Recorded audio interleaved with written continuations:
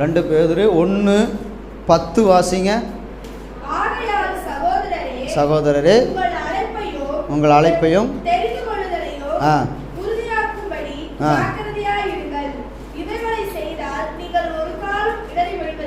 ஆமென். சகோதரரே, உங்கள் அழைப்பையும் தெரிந்து கொள்ளுதலையும் உறுதியாக்கும்படி ஜாக்கிரதையாயிருங்கள். நீங்கள் ஃபஸ்ட்டு உங்கள் அழைப்பு எதுக்கு ஏசப்பா அழைச்சாருன்னு சொல்லிட்டு நீங்கள் முதல்ல தெரிஞ்சுக்கணும். அல்லேலூயா. எத்தனை பேர்த்த இங்கே பணம் சம்பாதிக்கணும்னு சொல்லி அழைச்சிட்டு வந்திருக்கிறார். எத்தனை பேர்த்துக்கு நான் வீடு தருவேன்னு சொல்லி அழைச்சிட்டு வந்திருக்கிறார். இன்னும் ஒன்றுமே சொல்ல மாட்டேங்கிறீங்க.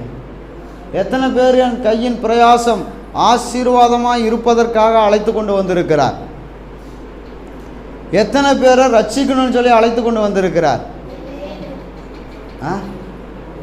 எதுக்குமே இல்லையா? அல்லேலூயா. கர்த்தர் நீங்கள் எதுக்கு உங்களை அழைச்சிட்டு வந்திருக்கிறார் அதை முதல்ல நீங்கள் தெரிஞ்சுக்கணும். ரெண்டாவது, அது அழைப்பையும் அவருடைய தெரிந்து கொள்ளுதலையும் உறுதியாக்கும்படி நீங்கள் என்ன செய்யணும்னா ஜாக்கிரதையாக இருக்கணும். அல்லேலூயா. எப்படி ஜாக்கிரதையாக இருக்கணும்னா, காலையில் போய் அவங்க அம்மா எப்படி ஜாக்கிரதையாக பார்த்துக்கிறாங்களோ அந்த மாதிரி நம்ம எல்லோரும் என்ன செய்யணும்னா நம்முடைய ஆத்துமாவை குறித்து ஜாக்கிரதையாக இருக்கணும். ஒரு கை குழந்தைய எவ்வளவு ஜாக்கிரதையாக, ஏதோ வீட்டில் இருக்கிறதுனா அது வேறு, வெளியே எடுத்துகிட்டு போனாங்கன்னு வச்சிங்களேன், ஒரு பஸ் ஸ்டாண்டோ எங்கேயாவது பஸ்ஸில் ஏறி போகணுமோ ஏதாவது கல்யாணத்துக்கு போகணுன்னா எப்படி வச்சுக்குவாங்க அந்த குழந்தைய?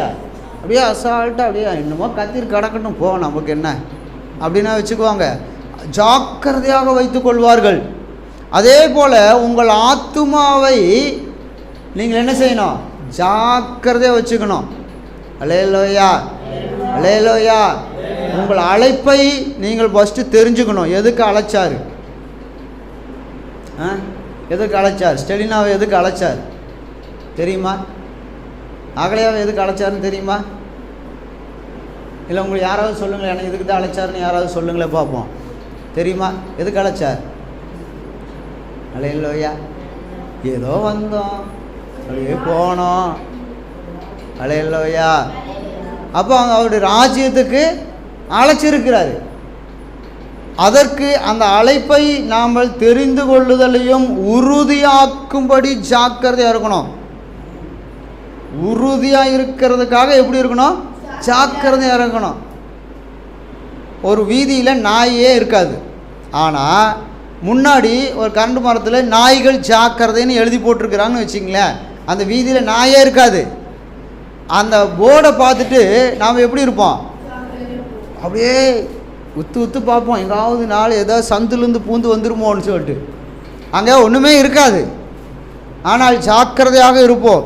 அதே போல் நம்முடைய அழைப்பையும் நம்முடைய தெரிந்து கொள்ளுதலையும் உறுதியாக இருப்பதற்காக ஜாக்கிரதையாக இருக்கணும்.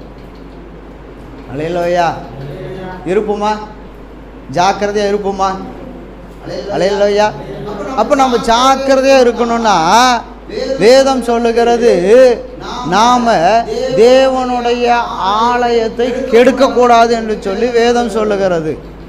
நீங்கள் வாசித்து பாருங்கள். 1 கொரிந்தியர் 3வது அதிகாரம் 17வது வசனத்தை நம்ம வாசிக்கும் பொழுது, ஒருவன் தேவனுடைய ஆலயத்தை கெடுத்தால் அவனை யார் கெடுப்பாராம்? தேவன் கெடுப்பார். தேவனுடைய ஆலயம் பரிசுத்தமாக இருக்குது. நீங்களே அந்த ஆலயம். நீங்கள் யாரு? நீங்கள் ஆலயம். யாருடைய ஆலயம்? தேவனுடைய ஆலயம். இந்த பில்டிங் ஆலயம் கிடையாது. இது ஒரு சபை. அப்படின்னா என்ன அர்த்தம்? எல்லாரும் கூடி கர்த்தரை மகிமைப்படுத்துகிற ஒரு இடம். ஆனால் தேவன் தங்குற இடம் எதுன்னு கேட்டிங்கன்னா நாம் தான். அல்லேலூயா. அல்லேலூயா. எல்லாரும் சேர்ந்து சொல்லுங்க பார்க்கலாம், நான் தான் தேவன் தங்குகிற ஆலயம். இந்த ஆலயத்தை ஒருவன் கெடுத்தால் தேவன் அவனை கெடுப்பார். தேவனுடைய தங்குகிற ஆலயம் நான் தான். அல்லேலூயா. இது மறந்துடக்கூடாது. ஏசப்பா ஒரு இடத்துல வந்து தங்குறாரு அப்படின்னா அந்த இடம் எப்படி இருக்கணும்? இந்த இடத்துல யாரோ ஒருத்தர் வாந்தி பண்ணிட்டாங்க, இந்த பக்கம் ஒருத்தர் ஒரு சின்ன புள்ள பாப்பா உச்சா போயிடுச்சு, இல்லை ஆய் போயிடுச்சு, அந்த இடத்துல 2 செருப்பு கிடக்குது, நான் அப்படியே சீமா கூட்டிகிட்டு அப்படியே சீமா இங்கேயே போட்டுட்டேன் நடு இதில், உங்களுக்கெல்லாம் எப்படி இருக்கும்? மனுஷனுக்கு பரிசுத்தம் இல்லாத மனுஷருக்கு என்ன செய்யாது? பிடிக்காது. ஆனால் பரிசுத்தமாக இருக்கிற தேவனுக்கு ஆளை எப்படி இருக்கணும்? எல்லாம் சுத்தமாக கூட்டி தொடச்சி வச்சுருக்கணும். அப்போ தான் ஏசப்பா வந்து தங்கிறதுக்கு நல்லா இருக்கும். இப்போ லாட்ஜெல்லாம் இருக்குது, அங்கே போய் நம்ம ஒரு நாளைக்கு 800 ரூபா, 1000 ரூபா, 2000 ரூபா இப்படியெல்லாம் காசு கொடுத்து தங்குறாங்க. உள்ளுக்குள்ளே எப்படி இருக்கணும்? பளிச்சுன்னு இருக்கணும். அல்லேலூயா. அசிங்கமாக இருந்துன்னு வச்சுங்க, காசை கொடுத்துட்டு அந்த அந்த லாட்ஜில் தங்கினா எப்படி இருக்கும்? அப்போது நான் தேவன் தங்குகிற ஆலயம், இந்த ஆலயத்தை நான் கெடுத்தால், இப்போ உங்களோட கேள்வி ஒன்று கேட்குறேன், மற்றொருவர்களுடைய பொருளை, அதாவது நமக்கு சொந்தம் இல்லாத பொருள், இப்போது இங்கே கீழே 2 கார் நிற்குது, ஒன்று எனக்கு சொந்தம், இன்னொன்று பக்கத்து வீட்டுக்காரருக்கு சொந்தம். அந்த காரை போய் நான் சேதப்படுத்தினா, ஒரு கல் எடுத்து எறிஞ்சனா, அந்த காருக்கு சொந்தக்காரங்க கம்முன்னு இருப்பாங்களா? சண்டைக்கு வந்துடுவாங்க. அது மட்டுமா? அது மட்டுமா? கார் உடைச்சாங்கன்னா பரவாயில்ல, மண்டை உடைச்சிட்டா பெரிய சேதாரம். அப்போது அடுத்தவர்களுடைய பொருளை, காரு, பைக்கு, வீடு, ஒரு தோட்டம் இருக்குது, அந்த தோட்டத்துக்குள்ளே நீங்கள் போயிட்டு அப்படியே ஜாலியாக அப்படியே கிரிக்கெட் விளையாண்டா எப்படி இருக்கும்? உள்ளுக்குள்ளே போய் ஒரு தோட்டத்துக்குள்ளே போய்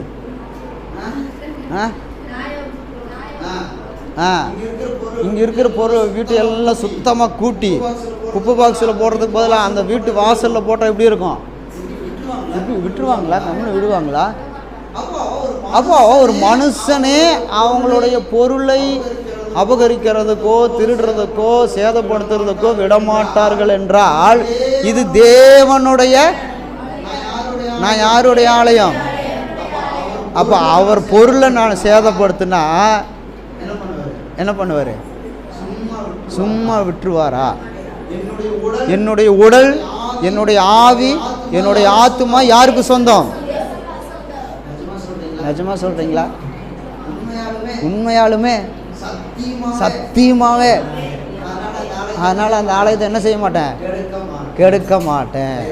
அல்லேலூயா. கர்த்தருக்கு ஸ்தோத்திரம். அந்த ஆலயத்தை நான் கெடுத்து போட்டால் எப்படியெல்லாம் கெடுக்கலாம்? ஒரு ஆலயத்தை, இந்த ஆலயத்தை எப்படி வேணாலும் கெடுக்கலாம். சாராயம் குடிச்சும் கெடுக்கலாம், பீடி குடிச்சும் கெடுக்கலாம், அப்புறம் ஃபோன் பார்த்து கெடுக்கலாம், டிவி பார்த்து கெடுக்கலாம், அப்புறம் அவ்வளோதானா? இந்த பக்கம் யாரை சொல்லுங்க, ஏதாவது ஒன்று. எப்படி கெடுக்கலாம்? பொறாமை கெடுக்குமா கெடுக்காதா? அது மொத்தமாகவே கெடுத்துரும். எரிச்சல் கெடுக்குமா கெடுக்காதுங்களா? அடுத்தது முக்கியமான பாயிண்ட்டு, பிறந்ததுலேருந்து சாகிற வரைக்கும் கூடவே இருக்கிறது கோபம்தான். அந்த கோபம் பாருங்க எல்லாம் பிறந்த குழந்தையிலிருந்து இருக்குது. ஒரு குழந்தை பிறந்துக்கிட்ட ஏதாவது கையிலேருந்து பிடுங்குங்களே, அதுக்கு என்ன வரும்? பார்க்குறேன் நான், அப்படியே பால் வாங்கிட்டு தயிர் வாங்கிட்டு வரலான்ட்டு போனால் ஜோகானா நின்றுட்டு இவன் கத்துறான், நெகையுமே கத்திட்டு இருந்தான். கூப்பிட்டு சொல்லிச்சு, நான் போயிட்டுருக்கிறவனை கூப்பிட்டு பாஸ் பாஸ் அப்படின்ச்சு. என்னடா எவ்வளோ போய் பாஸ்ன்றாங்க கேட்ட, ஏப்பா நம்ம பெரிய ஆளாகிட்டு போட்டிருக்கு, இந்த வீதியிலேயே பெரிய பாஸ் ஆகிட்டு போட்டிருக்கு. அப்படியே திரும்பி பார்த்தா அவன் அழுகிறானா? அப்படி ஆமாம். எதுக்கு அழுகிறானா? ஸ்கூலுக்கு போக மாட்டேங்கிறானா? அப்புறம் நான் கேட்குறேன், நீ என்ன ஸ்கூலுக்கு போகாமல் இங்கே நின்றுட்டுருக்குற அப்படின்னா அப்போ தான் தெரியுது அவங்க அம்மாவோட சண்டை போட்டுட்டு ட்ரெஸ் எல்லாம் எல்லாத்தையும் தூக்கி வீசிட்டு இங்கே ஓடி வந்துருச்சு. அப்போது இது ஸ்கூலுக்கு போகலைன்னா அவன் ஸ்கூலுக்கு போக மாட்டேங்கிறான். ஒரே சண்டை, கோபம் பொத்துட்டு வருது பயங்கரமாக. அலையிலோயா. அதனால் குழந்தைகளையும் விட்டு வைக்கிறது இல்லை கோபம். கர்த்தருக்கு ஸ்தோத்திரம். அப்போது நம்ம இந்த உடல் ஆவி ஆத்துமாவை நாம் சேதப்படுத்தினால் ஆண்டவருக்கு பிடிக்காது. இப்போ இருதயத்தை சேதப்படுத்துறது, இருதயம் எப்படியெல்லாம் சேதப்படுத்துகிறாங்க? கவலையினால். இயேசுவை சொல்லியிருக்கிறாரு, நீ என்ன செய்யக்கூடாது? கவலைப்படக்கூடாதுன்னு சொல்லியிருக்கிறாரு. ஆனால் கவலைப்பட்டே என்ன ஆயிரும்? வியாதி வந்துடும். அப்போ இந்த உடம்பை நாம் எப்படி என்ன பண்ணுறோம்? சேதப்படுத்துகிறோம். அப்போது தேவன் என்ன செய்கிறார்? ஒருவன் தேவனுடைய ஆலயத்தை கெடுத்தார், தேவன் அவனை கெடுப்பார். அப்போ நாம் என்ன செய்யக்கூடாதுன்னா தேவனுடைய ஆலயத்தை கெடுக்கக்கூடாது. இதில் முக்கியமான ஒரு காரியம் என்னென்னு கேட்டிங்கன்னா, கோபம்னு நம்ம பார்த்தோம் இல்லைங்களா? அந்த கோபம் என்ன செய்யணும்னா பொதுவாக எல்லா மனுஷர்களுக்கும் உண்டு தான், இல்லைன்னு சொல்ல முடியாது. கோபங்கிறது மனுஷர்களுக்கும் மிருகங்களுக்கும் பறவைகளுக்கும் எல்லாத்துக்கும் இருக்கும். எல்லாத்துக்கும் இருக்கிற குணம் அந்த கோபம். அந்த கோபம் நம்ம என்ன செஞ்சிடக்கூடாதுன்னா கெடுத்துடக்கூடாது. அது என்ன செய்யுதுன்னு கேட்டிங்கன்னா குடும்பத்தை அவமானப்படுத்துது. நம்முடைய குடும்பத்தை அவமானப்படுத்துறதே யார் தான்? பக்கத்து வீட்டுக்காரங்களா, சொந்தக்காரங்களா? யார் தான் அவமானப்படுத்துறதுக்கு காரணமே இந்த கோபம். அது அவமானப்படுத்துது. அப்போ அழிவுக்கு நேராக நம்மளை நடத்துகிறது எதுன்னு கேட்டிங்கன்னா கோபம் தான். நாம் சொல்கிறோம் பிசாசுன்னு. பிசாசை இயேசுவின் நாமத்தில் ஓடிப்போ சாத்தானேன்னா என்ன செஞ்சிடும்? ஓடி போகுமா இல்லை வீட்டுக்குள்ள வந்து பூந்துக்குமா? ஆனால் அப்படி இருந்தும் வீடு அவமானப்படுது, வீடு அலங்கோலமாகுது, கணவன் மனைவிக்கு தலைவலியை உண்டாக்குறது எதுன்னு கேட்டிங்களா? என்ன சொல்ல மாட்டேங்கிறீங்க? கோபம் தான். இப்படி கேட்டால் நாங்கள் எப்படின்னு பாஸ்டர் சொல்கிறது?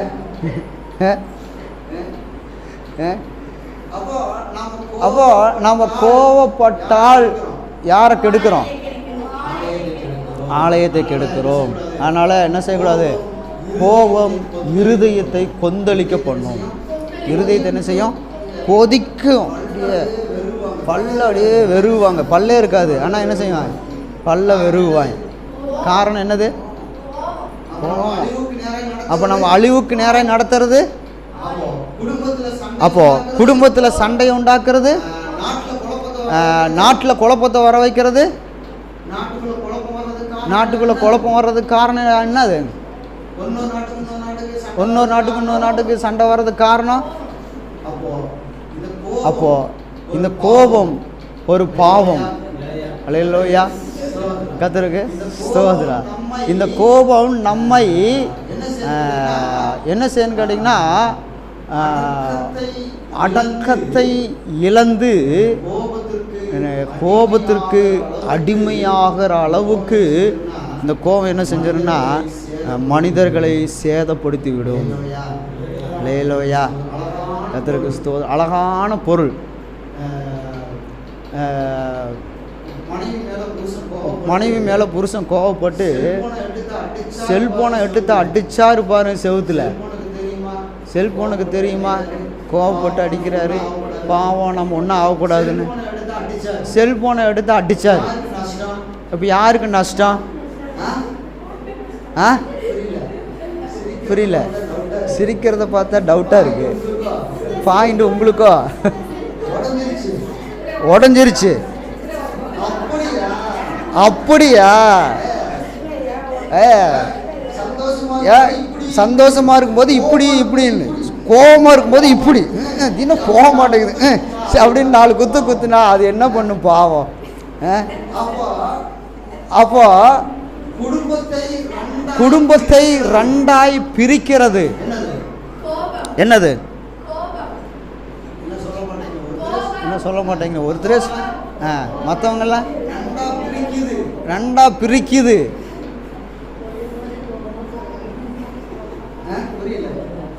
புரியல. பேசும்போதே கோபம், பார்க்கும்போதே கோபமாக இருக்கிறாங்க. நாம் என்ன செய்யக்கூடாது? பேசவே கூடாது. டர்ரராக இருக்கிறாங்க, ஏதாவது சொல்லிடுவாங்களோ அப்படின்னு. அப்போது கோபம் மனித தன்மையை இழக்க செய்கிறது. அல்லேலூயா. அப்போ நம்ம கோபம் என்ன செய்யக்கூடாது? அது என்ன செய்யுதுன்னா, கோபம் அப்படிங்கிற கத்தி அதை என்ன செய்யுதுன்னா நல்லா தீட்டி வச்சுக்கிட்டு நண்பன், சொந்தங்கள், உறவுகள் இப்படி எல்லாத்தையும் வெட்டிகிட்டே இருக்குது. அல்லேலூயா. வெட்டுதா இல்லைங்களா? வெட்டுதா இல்லையோ? வெட்டுறாங்க பாஸ்டர். அப்போ கத்தி வெட்டுதா கோபம் வெட்டுதா? கரெக்டாக சொல்லணும். ஒரு கத்தி வச்சுட்டு ஒருத்தர் வெட்டுறோம் இல்லைன்னா குத்துறோம், அது வந்து கத்தியா இல்லை கோபமா? கோபம். ஒரு உறவை துண்டிக்கிறது என்னது? கோபம். வேற என்ன? இப்போ கணவன் மனைவி டைவர்ஸ் வாங்குறவங்க நிறைய பேர் இருக்கிறாங்க. என்ன காரணம்? சொத்து பிரச்சனையா அவங்களுக்குள்ள? என் சொத்தை ஏமாற்றிட்டாங்க பஸ் யுவர் கோட்டார் அவர்களே, இவனை நான் டைவர்ஸ் பண்ணுறேன் அப்படின்னா, இல்லை கணம் கோட்டார் அவர்களே, இவள் என் சாப்பாட்டில் ரசம் வைக்க சொன்னால் விஷம் வைக்கிறா, அதனால் நான் டைவர்ஸ் பண்ணுறேன்னு யாராவது கேஸ் போடுறாங்களா? என்ன சண்டைன்னு கரெக்டாக ரெண்டு பேர்த்தையும் நிற்க வச்சு சொல்ல சொன்னால் எல்லாரும் கைகொட்டி சிரிப்பாங்க. இதுக்குத்தானா சண்டை அப்படின்னு. ஆமாவே இல்லைங்களா? ஆமாம், இதுக்கெல்லாமா போய் கோர்ட்டுக்கு வருவாங்க, டைவர்ஸ் கேட்பாங்க அப்படின்னு. அந்த மாதிரி தான் இன்னைக்கு இருக்கிறது. அதுக்கு காரணம் கோபம். அல்லேலூயா. ஆனால் எனக்கெல்லாம் கோபம் வந்துச்சுன்னா சாப்பாட்டு மேலே காட்டவே மாட்டேன். அல்லேலூயா. யாருக்கிட்ட வேணாலும் காட்டுவேன், நான் சோத்து மேலே மட்டும் என்ன செய்ய மாட்டான். செஞ்சு வீட்டில் இல்லைனாலும் சமைச்சு சாப்பிட்ருவேன் அந்த அளவுக்கு. அப்போ யார் மேலே தான் கோபம்? ஆனால் தேவன் என்ன செய்கிறார்? இந்த நாட்டையே சீரழிக்கிற கோபம், இந்த நாட்டையே மத பிரச்சாரத்தை உண்டு பண்ணுகிறது கோபம், இந்த நாட்டையும் குடும்பத்தையும் சீரழித்து அழிக்கிறது கோபம், அந்த ஆலயத்தை கெடுக்கிறது கோபம். இந்த ஆலயத்தை நீ கெடுத்தால் தேவன் உன்னை கெடுப்பார். சவுண்டே வர மாட்டேங்குது. அல்லேலூயா. அப்போ இந்த ஆலயத்தை ஜாக்கிரதையா 2 பேதுரு 1:10 ஜாக்கிரதையா என்ன செஞ்சணும்? இந்த ஆத்துமாவை காத்து கொள்ள வேண்டும். அல்லேலூயா. அப்போ நம்ம தேவனுக்கு பிரியமாக மாற வேண்டும் என்றால் கோபத்தை விட்டுவிடு என்று சொல்லி சங்கீதம் 37:8 வேதம் சொல்லுகிறது. உன் கோபத்தை விட்டுவிடு, அது உனக்கு வேண்டாம் என்று சொல்லி வேதம் நமக்கு கற்றுக் கொடுக்கிறது. வாசிங்க. உக்கிரத்தை விட்டுவிடு, பொல்லாப்பு செய்யான எரிச்சல் உனக்கு வேண்டாம். எரிச்சல் வர்றதுக்கு காரணமே என்ன தெரியுமா? கோபம். அதை விட்டுரு. லேலோயா. அது நம்ம ஏசப்பாவுடைய ஆலயத்தை கெடுக்கும். கெடுக்குமா கெடுக்காதுங்களா? இப்போ உங்களுக்கு கோபம் வந்துச்சுன்னா, இப்போ சர்ச்சில் கொண்டிருக்கிறோம், கோபம் வந்துச்சுன்னா என்ன செய்வோம்னா சேரை போட்டு தூக்கி போட்டு உடைக்கிற அளவுக்கு கோபம் வந்துச்சுன்னா சேரை என்ன செஞ்சுருவாங்க? உடைச்சிருவாங்க. அதே போல் நம்முடைய இருதயம் தேவன் உட்காருகிற சேர். என் இருதயம் தேவன் தங்குகிற சேர், சிங்காசனம். என்னுடைய இருதயத்திலே ஆவியானவர் வாசம் பண்ணுகிற இடம். என்னுடைய கோபத்தினால இதை என்ன செஞ்சிடக்கூடாது? கெடுத்துடக்கூடாது. அதை விற்றுன்னு ஆண்டவர் சொல்லுகிறார். அடுத்து மத்தேயு 5:22 நியாயம் இல்லாமல் நீ கோபப்படாதே என்று சொல்லி கர்த்தர் நமக்கு கற்றுக் கொடுக்கிறார். சொல்லுகிறேன், தன் சகோதரனை நியாயம் இல்லாமல் கோபித்துக் கொள்கிறவன் நியாய தீர்ப்புக்கு ஏதுவாயிருப்பான். ஜாக்கிரதையா இருக்கணும். அல்லேலூயா. நியாயம் இல்லாமல் கோபிச்சு கூடாது. அப்போ நியாயமாக இருந்தால் கோபிச்சுக்கலாமா? ஆண்டவர் சொல்லிக்கிறார், நியாயம் இல்லாமல் ஒரு சகோதரனை கோவிச்சுக்காத. அப்போ நியாயமாக இருந்தால் கோவிச்சுக்கலாமா? சொல்லுங்க, யாராவது பதில் சொல்லுங்க. அப்போ நம்ம கோவிச்சுக்கலாம், பாவம் செய்யக்கூடாது. அல்லேலூயா. அப்போ வீட்டில் போய் நீ கோவிச்சுக்குங்க, ஆனால் பாவம் சண்டை மட்டும் போட்டுறாதீங்க. அது என்னது? பாவம். நீ கோபம் வந்து உங்களுக்கு எப்படி வேணாலும் கோபம் வரட்டும், ஆனால் அடுத்தவனை திட்டிடக்கூடாது. உங்களுக்கு என்ன வேணாலும் கோபம் வந்துட்டு போகுது. 100% இருக்கட்டும். சுகர் மாதிரி 100க்கு மேலேயே போகட்டும், 200க்கு மேலேயே போகட்டும், ப்ரெஷர் ஹை ப்ரெஷராகவே இருக்கட்டுமே, ஆனால் பாவம் செய்யக்கூடாது. அல்லேலூயா. யாரையும் அவமானப்படுத்திடக்கூடாது. மனைவிக்கு கோபம் வந்து புருஷனுக்கு கோபம் வந்து மனைவியை அவமானப்படுத்தக்கூடாது.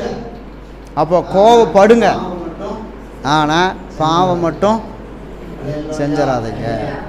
அல்லேலூயா. உங்கள் பிள்ளைகள் மேலே கோபப்படுங்க, ஆனால் அடிச்சிட மட்டும் கூடாது. பரவாயில்ல.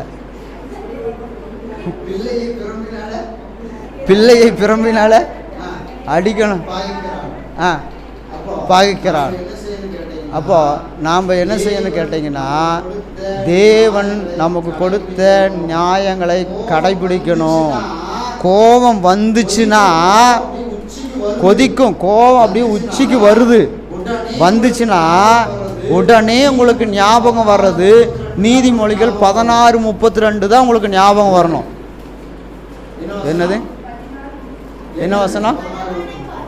என்னதுங்க? 16:30 இல்லை, நீதிமொழிகள் 16.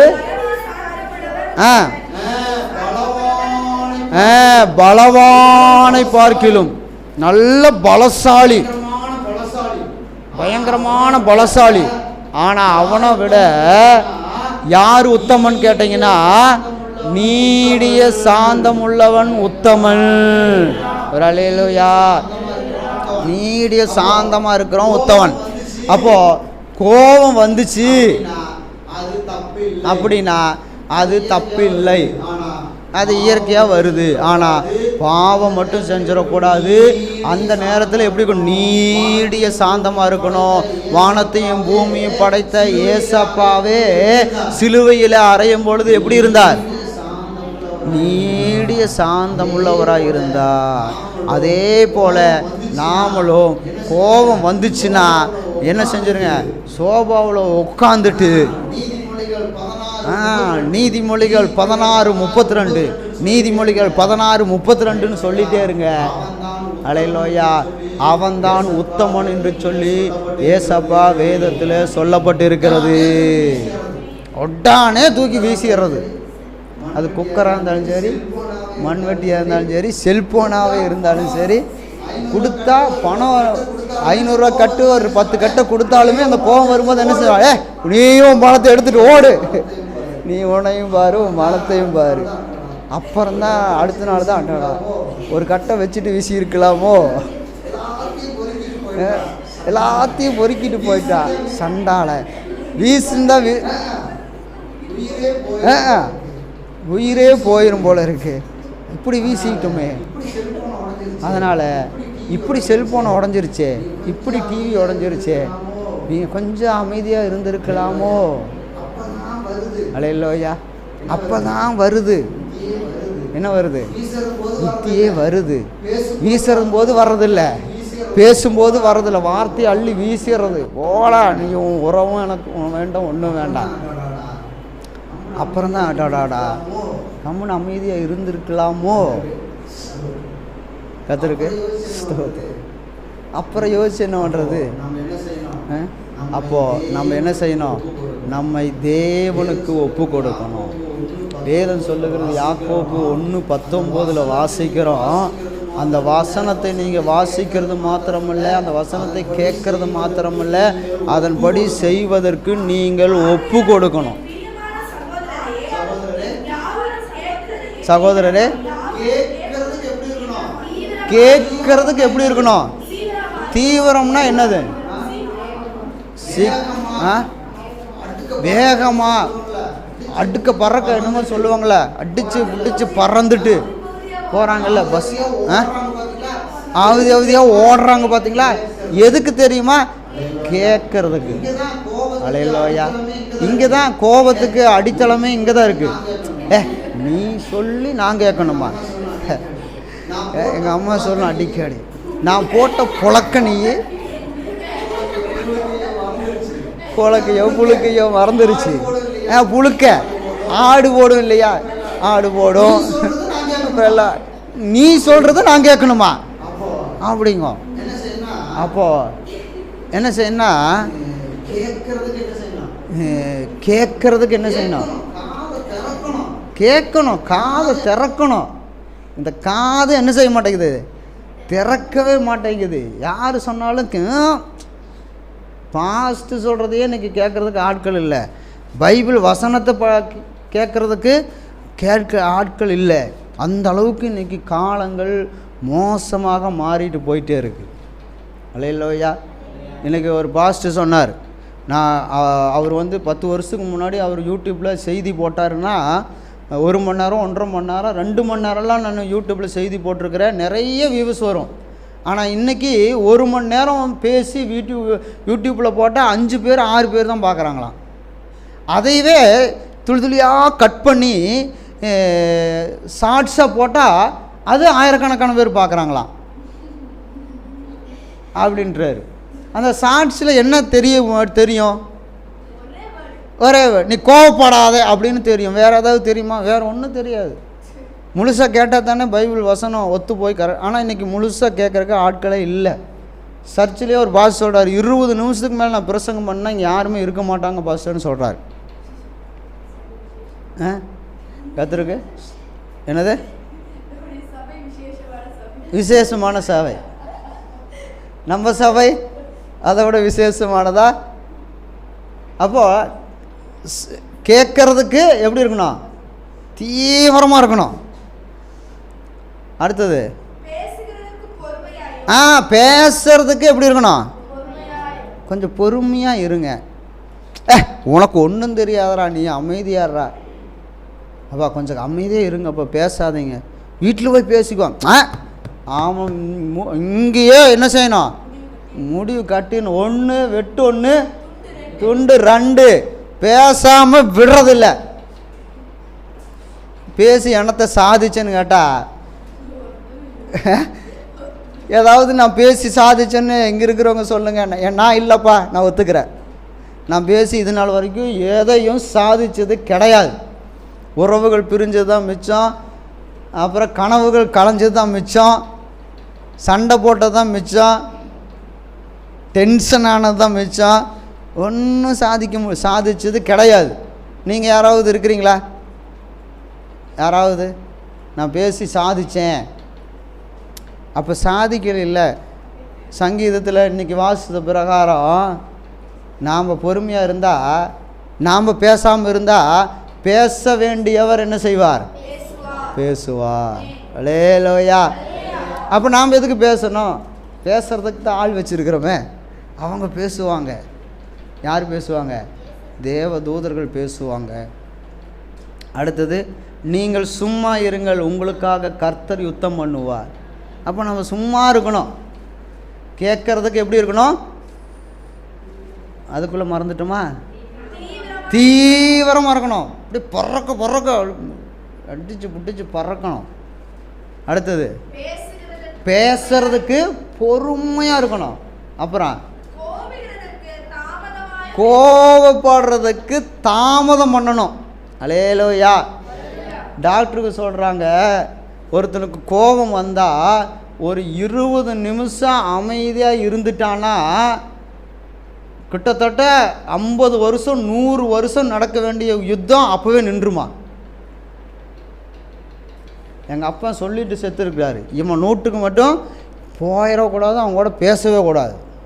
இவன் அவன் பையனுக்கு சொல்லி கொடுப்பான். பரம்பரையாக சண்டை நடந்துகிட்ருக்கோம். ஒரு 20 நிமிஷம் அமைதியாக உட்காந்துருந்தா ஒரு பிரச்சனையே இல்லை, சண்டைக்கு வேலையே இல்லை. அப்போது கோபம் இந்த ஆலயத்தை என்ன செய்யுது? கெடுக்குது. ஆனால் சருக்கு நம்ம என்ன சொல்கிறோம்? பிசாசு பண்ணிட்டாங்க பாஸ்டர். அல்லேலூயா. அப்போ கோபப்படுறதுக்கு தாமதமாக இருக்கணும். ஒருத்தன் கோபம் இல்லாமல் வந்தான்னு வச்சிங்களேன், அவனை பார்த்தா எப்படி இருக்கும்? கருப்பாகவே இருந்தாலும் அவனுடைய முகம் எப்படி இருக்கும்? பிரகாசமாக இருக்கும், லட்சணமாக இருக்கும், கலையாக இருக்கும்.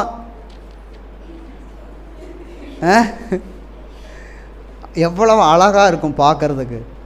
இதே ஒருத்தன் சிகப்பாக நல்லா அழகாக பெயிண்டெல்லாம் அடிச்சுட்டு உதட்டுக்கெல்லாம் பெயிண்ட் மேக்கப் பண்ணிவிட்டு அப்புறம் உதட்டுக்கெல்லாம் பெயிண்ட் அடிச்சுக்கிட்டு கை நகத்துக்கு கால் நெய் பாலிஷ் எல்லாம் அடிச்சுட்டு, அதுதான் நம்ம டீச்சர் ஒருத்தர் நம்ம சர்ச்சுக்கு வேணும். எதாவது தெரியாதெல்லாம் சொல்லி கொடுக்குறாங்கல்ல. கர்த்தருக்கு ஸ்தோத்திரம், ஏசப்பா நன்றி. அப்போது எல்லாத்தையும் அடிச்சுக்கிட்டு அப்படியே உருன்னு வந்தான்னு வச்சுங்க, எப்படி இருக்கும்? அழகாக இருக்குமா இல்லை அசிங்கமாக இருக்குமா? என்னப்பா மேக்கப் பண்ணிட்டு வந்துருக்கு. ஒருத்தன் மேக்கப்பே பண்ணாமல் முடியெல்லாம் விரித்து போட்டுட்டு கோபம் இல்லாமல் வந்தால் கூட எப்படி இருக்கும்? அதான் தான் இருக்கும். அல்லேலூயா. கர்த்தருக்கு ஸ்தோத்திரம். கையை மட்டும் இன்னொரு 4 கை சேர்த்து இருந்தா எல்லா ஆயுதத்தையும் எடுத்துக்கொள்வோம்.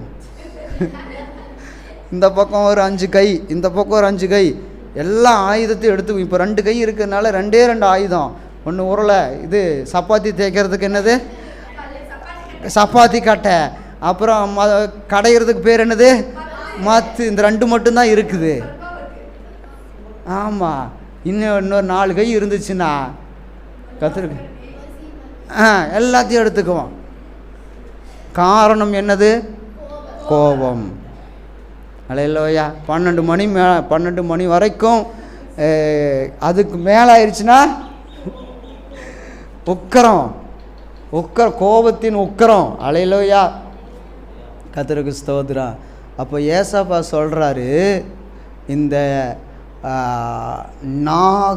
நாகரிகத்தை இழந்து மனிதன் மிருகமாக மாறிக்கொண்டிருக்கிறான். மனிதன் தேவன் படைத்த நாகரிகம், ஒரு சமுதாயத்தினுடைய சட்டதிட்டங்கள், ஒழுங்குகள், இது எல்லாம் மீறி என்னவா மாறிக்கொண்டிருக்கிறான்? மிருகமாக மாறிக்கொண்டிருக்கிறான். அல்லேலூயா. கர்த்தருக்கு ஸ்தோத்திரம். தன் குடும்பத்தை அடுத்தவர்கள்தான் கொலை செய்ததாக சரித்திரம் இத்தனை நாளாக இருந்துச்சு. ஆனால் இப்போது தன் குடும்பத்தை தானே கொலை செய்கிற அளவுக்கு நாகரிகம் இழந்து மிருகமாக உலகம் மாறிக்கொண்டிருக்கிறது. ஒரு பொம்பளை புள்ள, 18 வயசு பொம்பளை புள்ள 7 பேர்த்தை தன் வீட்டாரை கம்பியாலே அடித்து கொலை செய்திருக்கிறார். அல்லேலூயா. எத்தனால அடித்தாங்கன்னு தெரியுமா? எத்தனால? 7 பேர்த்துக்கு சொத்து வரும், அது பூரா எனக்கு வரட்டுன்னு அடித்தாங்க. கோவம். அதான் எதனால் கோவம் வந்துச்சு? எதனால் கோவம் வந்துச்சுன்னு கேட்டிங்கன்னா, நல்லது சொன்னாலே இன்றைக்கி என்ன வருது? கெட்டது சொன்னால் யாருக்கு கோவம் வராது. ஒருத்தனுக்கு போய் சாராயம் குடிச்சிட்டு வாடா அப்படின்னு சொன்னால் கோவம் வருமா? குடிக்கிறவனுக்கு. குடிக்காதரா அப்படின்னு சொன்னால் தான் என்ன வருது? பார்த்தீங்களா? ஒருத்தனை தவறு செய்கிறவனை திருத்த போனால் நம்மளுக்கு என்ன வரும்? அவனுக்கு கோபம் வரும். தவறு செய்கிறவனை தட்டி கொடுத்தால் நீ பண்ணுறது கரெக்டா, அவன் கிடக்கிறான், அவனுக்கு 100 பேர்த்துக்கு ஒன்றுமே தெரியாது. 100 பேரும் பைத்தியக்காரனுங்க. அவனுங்க அப்படி தான் சொல்லுவானுங்க. நான் சொல்கிறேன் நீ நடத்து அப்படின்னு ஒருத்தன் சொன்னால் போதும், இவன் அப்படியே சிங்கம் மாதிரி ஆயிடுவான். 100 பேர் சொல்கிற புத்தியை கேட்கவே மாட்டான். இன்றைக்கெல்லாம் வசனத்துக்கு கீழ்ப்படுகிற ஆட்கள் ரொம்ப ரொம்ப ரொம்ப ரொம்ப குறைந்து கொண்டே இருக்கிறது. அல்லேலூயா, கர்த்தருக்கு ஸ்தோத்திரம். ஒரு பாஸ்டர் சர்ச்சில் 100 பேர் வர்றாங்க. அவர் சொல்லுகிறார் 100 பேர் வேணாங்க பாஸ்டர். அந்த பாஸ்டர் தான் எனக்கு சொன்னார், 100 பேர் இந்த வருஷத்தில் வரட்டுன்னு ஜெபம் பண்ணுங்க பாஸ்டர், கர்த்தர் தருவார்னு எனக்கு அட்வைஸ் பண்ணினது அவர் தான். ஆனால் இன்றைக்கி அவர் அட்வைஸ் பண்ணுறது என்ன தெரியுமா? 100 பேரெல்லாம் வேண்டாங்க பாஸ்டர், கர்த்தருக்கு சித்தமானவங்க 4 பேர் போதும் பாஸ்டர். ஆராதனை செஞ்சுட்டு அந்த 4 பேர்த்த பரலோகம் கூட்டிகிட்டு நிம்மதியாக ஊழியம் செய்யலான்னு சொன்னார். அல்லேலூயா, கர்த்தருக்கு ஸ்தோத்திரம். நான் சொன்னேன், உங்களுக்கு முன்னாடியே நான் முந்திக்கிட்டேன், இப்போல்லாம் அவனை கூட்டிகிட்டு வாங்க பாஸ்டர், இவனை கூட்டிகிட்டு வாங்க பாஸ்டர் அப்படின்னு சொல்லிவிட்டு ஏசப்பாட்ட சொல்லுவேன்ப்பா, ஏசப்பா நீங்கள் எப்படியாவது இந்த குடும்பத்தை கூட்டிகிட்டு வாங்க, இந்த மனுஷனை கூட்டிகிட்டு வாங்கன்னு சொல்லிவிட்டு ஜெபம் பண்ணிவிட்டு பார்த்துட்டே இருப்பேன். வரவே மாட்டாங்க.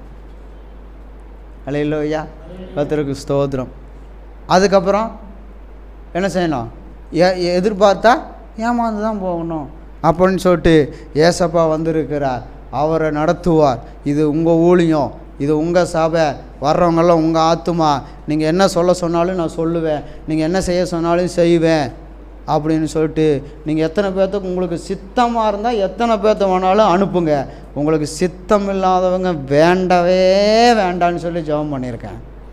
அல்லேலூயா. அப்போது இந்த ஆசீர்வாதம் நம்மை விட்டு போயிடக்கூடாது. ஏசப்பா என்ன சொல்லியிருக்கிறாரு? கர்த்தருடைய வசனத்தை கேட்டு அதன் கீழ்ப்படுகிறவன், கர்த்தருக்கு பயப்படுகிறவன் எவனோ அவன் பாக்கியவான். அப்போது கர்த்தருக்கு பயப்படணும், அவன் பாக்கியவான். அப்புறம் 127 21 அவன் நீர்க்கால்களில் ஓரமாய் நடப்பட்டு தன் காலத்தில் கனியை தந்து இலையுதிராயிருக்கிற மரத்தை போல் இருப்பான். அவன் செய்கிறதெல்லாம் வாய்க்கும். கர்த்தருக்கு என்ன செய்யணும்? பயப்படணும். அவங்க மட்டும் வந்தாங்கன்னா ஆசீர்வாதமாக இருப்பாங்களா, இருக்க மாட்டாங்களா? சொல்லுங்க பார்ப்போம். கர்த்தருக்கு பயப்படுறவங்க சர்ச்சுக்கு வந்தால் சர்ச்சில் சாட்சிகள் பெருகுமா பெருகாதுங்களா? கர்த்தர் சாட்சியை உண்டாக்குவாரா உண்டாக்க மாட்டாரா? அல்லேலூயா. அவன் செய்கிறதெல்லாம் வாய்க்கும். யார் செய்கிறதெல்லாம் வாய்க்கும்? கர்த்தருக்கு பயப்படுகிறவன். அப்போ கர்த்தருக்கு பயப்படுறதுன்னா என்னது? வசனத்துக்கு கீழ்ப்படுகிறது. அவன் செய்கிறதெல்லாம் வாய்க்கும், அவன் என்ன பண்ணாலும் நடக்கும். அல்லேலூயா. ஆனால் இரட்டிப்பான ஆசீர்வாதம் இல்லை. 10 மடங்கு ஆசீர்வதிப்பார், 100 மடங்கு ஆசீர்வதிப்பார், 1000 மடங்கு ஆசீர்வதிப்பார். இடங்கொள்ளாமல் போக மட்டும் கொட்டுவார். கீழ்ப்படிஞ்சா, இல்லைன்னா கொட்டுவார். மண்டையில் ஒரு கொட்டுவார். பாஸ்டர் என்னம்மா கொட்டிட்டாருங்க பாஸ்டர், நீ உன் ஆலயத்தை, அவருடைய ஆலயத்தை கெடுத்தால் கொட்டுவார். அல்லேலூயா. நீ கர்த்தருக்கு பயந்து நடந்தால் கொட்டுன்னு கொட்டுவார். அல்லேலூயா. நீ ஆசீர்வாதமாக இருப்பாய், நீ செழிப்பாய் இருப்பாய். ஆனால் எப்படி இருக்கணும்? கீழ்ப்படியணும். அப்போது கீழ்ப்படி தான் நமக்கு. ஆமாம், கீழ்ப்படி இல்லைன்னா நீங்கள் எப்படி ஏறி வந்திருப்பீங்க? இப்போ கீழ்ப்படியை நான் இடித்து வச்சுட்டேன், உங்களால் ஏறி வர முடியுமா? இல்லை ஜம்ப் பண்ணி வந்துடுவோங்க பாஸ்டர். அப்போது நம்ம தேவனுக்கு கீழ்ப்படியணும். நம்ம அழைப்பை நாம் தெரிந்து கொள்ளணும். எதற்கு அழைச்சிருக்கிறாருன்னு முதல்ல நம்ம புரிஞ்சுக்கணும். அப்போ கோபம் என்ன செய்யக்கூடாது? வரக்கூடாது. ஆனால் நான் என் பிள்ளைகள் மேலே கோபப்படுவேன். நான் கோபப்படாமல் விட்டுட்டால் என் பிள்ளைகள் வசனத்தின்படி வேசியின் பிள்ளைகளாக மாறிவிடுவார்கள்.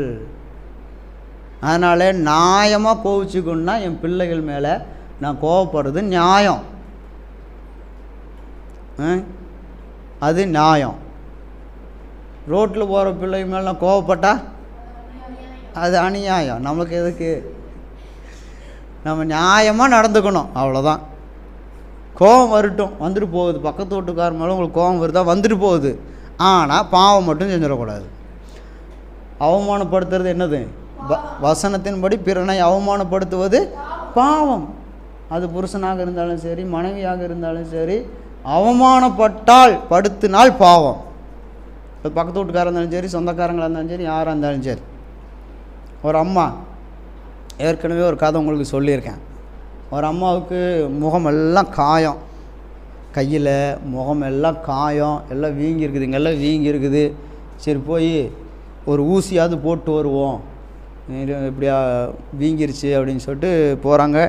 டாக்டர்கிட்ட போனோன்னா, என்னம்மா இது முகமெல்லாம் வீங்கிருக்குது, மண்டையெல்லாம் வெடிச்சிருக்குது, என்னாச்சு அப்படின்னு கேட்டால், எங்கள் வீட்டுக்காரரை அடித்து போட்டாருங்க ஃபஸ்ட் டாக்டர்.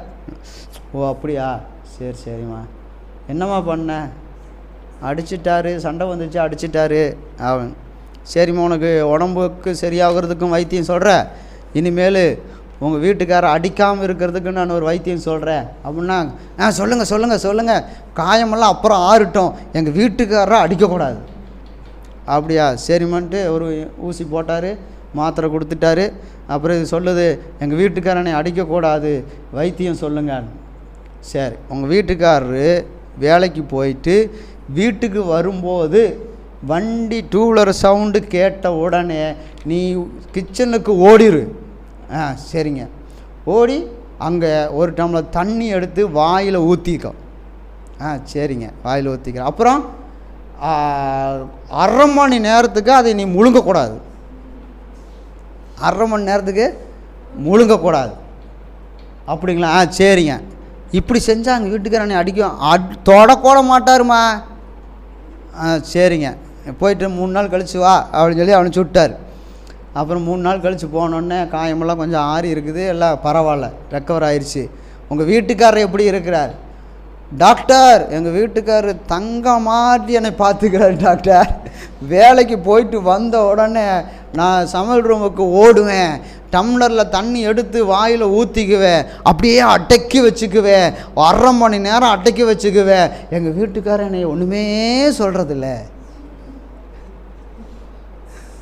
புரிஞ்சிச்சா? போ, இதையே ஃபாலோ பண்ணு, காலம் பூரா உனக்கு ஒன்றுமே ஆகாது. இல்லையா? என்ன காரணம்?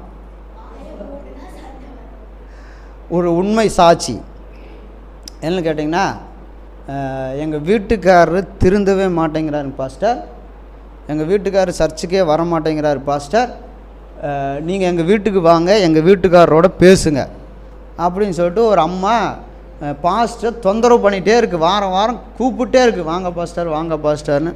ஒரு நாள் பாஸ்டர் போயிட்டார். சரி, தொந்தரவு தாங்க முடியல, போவோம் அப்படின்னு சொல்லி வீட்டுக்காரர்கிட்ட உட்காந்து பேசுங்க, நான் போய் உங்களுக்கு சாப்பாடு டீ எல்லாம் ரெடி பண்ணுறேன் அப்படின்னு சொல்லிட்டு அந்த அம்மா போயிடுச்சு. இவர் உட்காந்து பேசுகிறார். சார், சர்ச்சுக்கு வாங்க, ஏசப்பாவை ஏற்றுக்குங்க, ஏசப்பாவோட பரலோகத்துக்கு போகலாம், ஏசப்பாவை நீங்கள் நம்புங்க, அவர் உங்களுக்காக ரத்தம் சிந்திருக்கு, இப்படியெல்லாம் சொல்லிகிட்டு இருக்கிறார். அந்த அவர் சொன்னார், சார் நான் வந்து மனுஷனாக இருக்கலான்னு ஆசைப்பட்றேன் சார் அப்படின்னு பாஸ்ட்டுக்கிட்ட. இத்தனை சத்தியத்தை கேட்டுட்டு நான் கொஞ்ச நாளைக்கு மனுஷனாக வாழலான்னு ஆசைப்பட்றேன். என்ன இப்படி சொல்கிறீங்க அப்படின்னா, ஆமாம், நான் மிருகம் மாதிரி வாழ்கிறதுக்கு எனக்கு பிடிக்கல, நான் சர்ச்சுக்கு வந்தேன்னா அப்புறம் என் மனைவி மாதிரி நான் மிருகமாக மாறிடுவேன், என் மனைவி வாயவே மூட மாட்டா, எப்போ பார்த்தாலும் எதுக்கு எடுத்தாலும் திட்டுவா, ஒரு பொருளை எடுத்தால் ஏன் அங்கேருந்து எடுத்தோம்மா, ஒரு பொருளை வச்சா ஏன் அங்கே வச்சேன்னு திட்டிகிட்டே இருப்பா, அவன் முகத்தை பார்த்தா பிசாசு மாதிரியே இருக்கும் பாஸ்டர், நான் மனுஷனாக வாழணும்னு ஆசைப்பட்றேன் பாஸ்டர், தயவு செய்து என்னை சர்ச்சுக்கு கூப்பிடாதீங்கன்னு கையெடுத்து கும்பிட்டாராம். பாஸ்டர் பார்த்தார். இது உண்மையாக நடந்த சாட்சி. பாஸ்டர் பார்த்தார். இப்போ யாருக்கு சத்தியத்தை சொல்லணும்? வாரம் வாரம் சர்ச்சுக்கு போகிற அந்த மனைவி, அல்லேலூயா, அபிஷேகத்தில் நிறைஞ்சு ஆராதனை செஞ்சுட்டு வர மனைவி. அப்புறம் சரிங்க சார், நீங்கள் போய் எங்களுக்கு சரி கொஞ்ச நேரம் வெயிட் பண்ணுங்க அப்படின்னு சொல்லி மனைவியை கூப்பிட்டு உட்கார வச்சு சத்தியத்தை சொன்னார். அல்லேலூயா. அப்போ பிரச்சனை எங்கே இருக்குதுன்னு கேட்டிங்கன்னா, மனைவியினுடைய கோபத்தில் தான் இருக்குது. எல்லாம் மனைவி கோபப்படுறதுனால புருஷன் சர்ச்சுக்கு வர்றதுக்கே பயப்படுறான். ஐயையோ நானும் போய் இவளாட்டவே மாறிடுவனோ அப்படின்னு பயம். அப்போது பாஸ்டர் சத்தியத்தை சொன்னார். அதுக்கப்புறம் பரிசுத்த ஆவிக்கு இடம் கொடுங்க, கர்த்தர் உங்களை நடத்துவார்னு சொல்லி மனைவிக்கு சத்தியத்தை சொல்லி மனைவி ஏசப்பாட்ட அழுதாங்க. அல்லேலூயா. அழுது, ஏசப்பா எனக்கு பொறுமையை தாங்க, ஏசப்பா எனக்கு கோபத்தை அடக்கிறதுக்கு சக்தியை தாங்க, ஏசப்பா நான் பலன் அடையணும்னு சொல்லி அந்த மனைவி ஒப்பு கொடுத்துட்டு வீட்டுக்கு வந்தாங்க. வீட்டுக்கு வந்தோடனே வீட்டில் புருஷன் பார்க்குறாரு, முக தோற்றமே வேறு மாதிரி இருக்குது. அல்லேலூயா. முதல்லலாம் எப்படி இருக்கும்? ஐயோ ராட்சசி வந்துட்டா போல இருக்குது. அவர் அப்படியே சொல்கிறாருங்க, அந்த வீட்டுக்காரர் அப்படியே சாட்சி சொல்கிறாரு. முதல்ல பார்த்தா என் மனைவி ராட்சசி மாதிரி இருந்தா, இப்போ பார்த்தா தேவதை மாதிரி இருக்கான். அல்லேலூயா. கர்த்தருக்கு ஸ்தோத்திரம். நான் பொண்ணு பார்க்க போன அன்னைக்கு கூட என் மனைவி இந்த மாதிரி அழகாக இல்லை, இப்போ அழகாக இருக்கிறேன். திரும்பியெல்லாம் பார்க்கக்கூடாது. பொசுக்குன்னு யாரையும் என்ன செய்யக்கூடாது, திரும்பி பார்க்கக்கூடாது. கர்த்தருக்கு ஸ்தோத்திரம். அப்போது ஒரு நாள் கணவர் என்ன செஞ்சாருன்னா, மீன் பிடிச்சிட்டு வரும்பொழுது, மீனை பிடிச்சிட்டு கையில் பேக்கோடு எடுத்துகிட்டு வரும்பொழுது அந்த அந்த தூண்டியில் தோல் மேலே வச்சுட்டு வந்துட்டு வீட்டுக்குள்ளே திரும்பும் பொழுது டிவியில் அடித்து டிவி கீழே இருந்து நொறுங்கி போச்சு. வீட்டுக்காரருக்கு ஒரே பயம். சேர்றா இன்றைக்கி நம்ம செத்தோம், நாம்பளா செத்தரலாமா, இல்லை அவளை வந்து சாகடிக்க சொல்லலாமா அப்படின்னு ஒரே பயம். உடனே மனைவி வந்தாங்க. வந்துட்டு ஒரு சிரிச்சாங்க பாருங்க. அந்த சிரிப்பு தான் என்னை சர்ச்சுக்கு கூட்டிகிட்டு வந்தது என்று சொல்லி அவர் சாட்சி சொல்கிறாரு. ஏன்னு கேட்டிங்கன்னா, விடுங்க டிவி தானே, இன்னொரு டிவி புதுசு வாங்கிக்குவோம். நானே நினச்சிட்டு இருந்தேன், அது ரொம்ப பழசாயிருச்சு, புதுசு ஒன்று வாங்கலான்னு நானே நினச்சிட்டு இருந்தேன். நல்ல வேலை அது உடஞ்சிருச்சு, சரி தூக்கி போட்டு புதுசு ஒன்று வாங்கிக்குவோன்னு சொல்லிட்டு ஒரு சிரிச்சாங்களாம். அந்த சிரிப்பு தான் இன்றைக்கி அந்த மனிதனை பாஸ்டராக மாற்றி இன்றைக்கி அவர் உலகம் முழுவதும் வெளிநாட்டுக்கெல்லாம் போய் ஊழியம் செஞ்சுட்டு வர்ற அளவுக்கு ஒரு பெரிய வல்லமையுள்ள ஊழியக்காரனாய் மாற்றினது. அல்லேலூயா, அல்லேலூயா. கர்த்தருக்கு ஸ்தோத்திரம். நீ திருந்தவே மாட்டேன். பொசுக்குன்னு நம்ம வாயில் வர்றதே என்னது, நீ எனக்கு தெரியும் நீ திருந்த மாட்டேன்னு. எனக்கு தான் திருந்துவியா, நான் செத்து என்னை அடக்கம் பண்ணதுக்கு அப்புறமாவது திருந்துவியா? ஒரு மனைவி சொன்னாங்களாம், இப்படியே சொல்லிட்டு இருந்தாங்களா, நான் செத்து அடக்கம் பண்ணதுக்காக அப்புறமாவது திருந்துன்னு. ஒரு நாள் வியாதி வந்துருச்சு மனைவிக்கு. வியாதி வந்த உடனே சாகிற நிலைமை வரும்போது புருஷங்கிட்ட கூப்பிட்டு, எனக்கு ஒரு சத்தியம் பண்ணுவியா? சரி சத்தியம் பண்ணுற, எப்படி நீ போய் சேர்ந்தா சரி. சத்தியம் தானே, நீ முதல்ல போய் சேரு, உனக்கு எத்தனை சத்தியம் பண்ணணுமோ அத்தனை சத்தியம் பண்ணுறேன்னு சொன்னாராம். நான் கல்யாணம் நான் செத்துட்டுனா என் சுடுகாட்டில் அந்த புதைச்ச இடத்துல ஈரம் காயிற வரைக்கும் நீ வேறு கல்யாணம் முடிக்கக்கூடாது, எனக்கு சத்தியம் பண்ணுன்னு சொல்லிட்டான். ஆடா அது என்ன, எத்தனை நாளில் காஞ்சிரும்? எத்தனை நாளில் காஞ்சிரும்? ஒரு 3 நாளில் காஞ்சிருமா? இல்லை ஒரு வாரத்தில் காஞ்சிருமா? ஒரு மாதமே போடுங்களேன். எப்படி இருந்தாலும் 3 மாதம் கழிச்சு தானே கல்யாணம் முடிக்கணும். 40 நாள் ஃபங்க்ஷன் முடிச்சுட்டு தானே கல்யாணம் முடிக்கணும். அதானே சரின்ட்டு சத்தியம் பண்ணிட்டார். இப்போ இவர் பார்க்குறாரு, 3 மாதம் கழித்து போய் பார்க்குறாரு, ஈரமாக இருக்குது. மறுபடியும் 10 நாள் கழித்து போய் பார்க்குறாரு, மறுபடியும் ஈரமாக இருக்குது. 4 மாதம் கழித்து போய் பார்க்குறாரு, ஈரமாக இருக்குது. 6 மாதம் கழித்து போய் பார்க்குறாரு, ஈரமாக இருக்குது. 1 வருஷம் கழித்து போய் பார்க்குறாரு, ஈரமாகவே இருக்குது. இவன் கல்யாணம் முடிக்கிறதுக்கு வழியே சத்தியம் வேறு பண்ணி கொடுத்துருக்குறான் அப்படின்னு சொல்லி பார்த்தா, என்னடா ரகசியம், என்னடா ரகசியம், என்ன 1 வருஷம் 1.5 வருஷம் ஆகி போச்சு, 2 வருஷம் முடிவு போகுது, நாமளும் கல்யாணம் முடிக்கலான்னு பார்த்தா ஈரமே காய மாட்டேங்குது, சத்தியம் பண்ணி வைக்கிறேன்னு சொல்லிட்டு ஒரு நாள் ஒளிஞ்சிருந்து பார்த்தாராம், என்னமோ ஈரமாக இருக்குது அப்படின்னு. ஒருவேளை பேய் வந்து தண்ணி ஊற்றி விட்டு போகுதோ அப்படின்னு சொல்லிட்டு. அப்போது அந்த மனைவி செத்து போனவளுடைய அண்ணன் வந்து என்ன செஞ்சாராம், பக்கெட்டில் தண்ணி கொண்டு வந்து ஊற்றி விட்டு போனாராம். அட சண்டால பாவி, என்ன வாழ்க்கையே நீ தான் கெடுக்கிறையா அப்படின்னு சொல்லிட்டு அவனை கூப்பிட்டு 2 அறை விட்டு, எதுக்குடா இப்படி பண்ணேன்னு கேட்டா, என் தங்கச்சி சாகிறதுக்கு முன்னாடி எனக்கு ஒரு சத்தியம் பண்ணி கொடுப்பியான்னு கேட்டுச்சு. என்னன்னு கேட்டா, நீ சாகிற வரைக்கும் டெய்லியும் என்னுடைய பணத்து மேலே அந்த மண்ணு மேலே நீ வந்து டெய்லியும் ஒரு பக்கெட் தண்ணி ஊற்றி விட்டு போகணும், செய்வியா அப்படின்னு சொல்லி கேட்டானான். சத்தியம் வாங்கிட்டாரான். என் சத்தியத்தை காப்பாற்றுறதுக்காக நான் என்ன செய்கிறேன், டெய்லியும் தண்ணி ஊற்றுறேன். ஆனால் புருஷங்கிட்ட என்ன சொல்லி சத்தியம் வாங்கியிருக்குது, ஈரம் காஞ்சதுக்கு அப்புறம் தான் நீ வேற கல்யாணம் முடிக்கணும். அதுங்களா? அப்போது இப்படியெல்லாம் டெக்னிக்கலாக யோசித்து செயல்படுறவங்க இருக்கிறாங்க. ஆனால் நாம் யோசிக்கணும். என்ன யோசிக்கணும்னா, ஏசப்பா இந்த ஆலயத்தை எனக்கு என்ன செஞ்சுருக்கிறார், சொந்தமாக வாங்கியிருக்கிறார். ரத்தம் கொடுத்து வாங்கியிருக்கிறாருங்க, காசு கொடுத்து வாங்கியிருக்கிறார், கிரயம் பண்ணிட்டார். நம்மளாம் யாருடையவர்கள், ஏசப்பா உடையவர்கள். அவர் நம்மை கிரயம் பண்ணிட்டார், ரத்தத்தினால கிரயம் பண்ணியிருக்கிறார். இப்போ நாமெல்லாம் இயேசுவுக்கு சொந்தம். யாருக்கு சொந்தம்? இயேசுவுக்கு சொந்தம். இனி நாம் ஏசப்பா என்ன சொல்கிறாரோ கோவப்படாதே அப்படின்னா கோவப்படக்கூடாது. உடனே நம்ம ஆளுக்கு ஒரு வசனத்தை எடுப்பாங்க. இயேசு கோவப்பட்டு ஆலயத்தில் என்ன செஞ்சார், சவுக்கெடுத்து அடி சாத்தி எடுத்தார். அவரே கோவப்படும் போது நாம் படக்கூடாதா? இந்த டயலாக்லாம் என்ன செய்யக்கூடாது,